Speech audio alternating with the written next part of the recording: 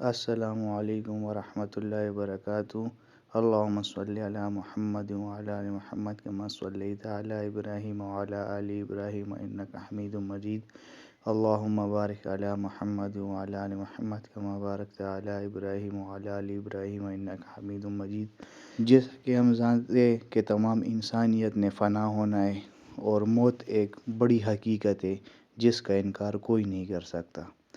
تو موت کے بعد مسلمانوں کے اللہ پاک نے بہت ہی بہترین جو ہے نا ایک طریقہ کار ہے۔ نبی علیہ الصلوۃ والسلام مبارک کی ایک بہت بڑی سنت ہے نماز جنازہ۔ نماز جنازہ کی بہت ہی زیادہ فضیلت ہے۔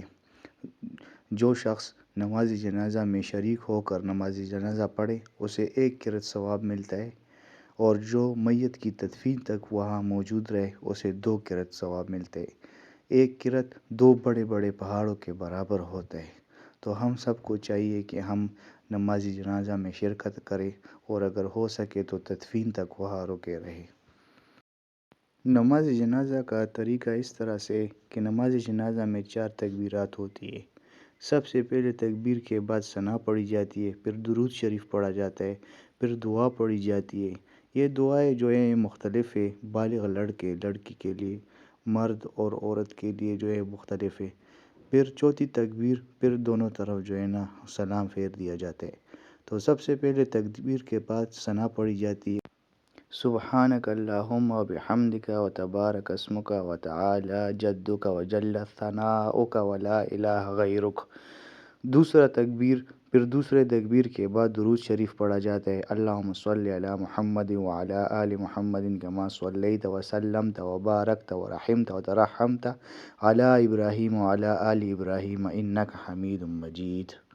بالغ مرد و عورت کی دعا یہ ہے، اللہم اغفر لحینا ومیتنا وشاہدنا وغائبنا وصغیرنا وکبیرنا وذکرنا وانثانا، اللہم من احییتہ منا فاحیی علی الاسلام ومن توفیتہ منا فتوفہ علی الایمان۔ اس کے بعد نابالغ لڑکے کی دعا یہ ہے، اللہم اجعلہ لنا فرطا واجعلہ لنا اجرا وذخرا واجعلہ لنا شافعا ومشفعا۔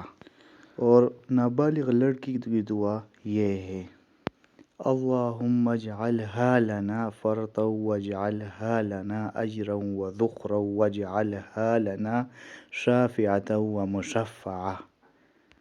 اور اب نابالغہ لڑکی کی دعا، اللہم اجعلہا لنا فرطا واجعلہا لنا اجرا وذخرا واجعلہا لنا شافعة ومشفعة۔ اور اس کے بعد چوتھی تکبیر ہے، اور تکبیر کے بعد سلام جو ہے نا دونوں طرف پھیر دیا جاتا ہے۔ تو یہ تھی نماز جنازہ۔ اللہ ہم سب کو دین کے صحیح سمجھنے کی توفیق عطا فرمائے، آمین۔ وآخر دعوانا الحمد للہ رب العالمین۔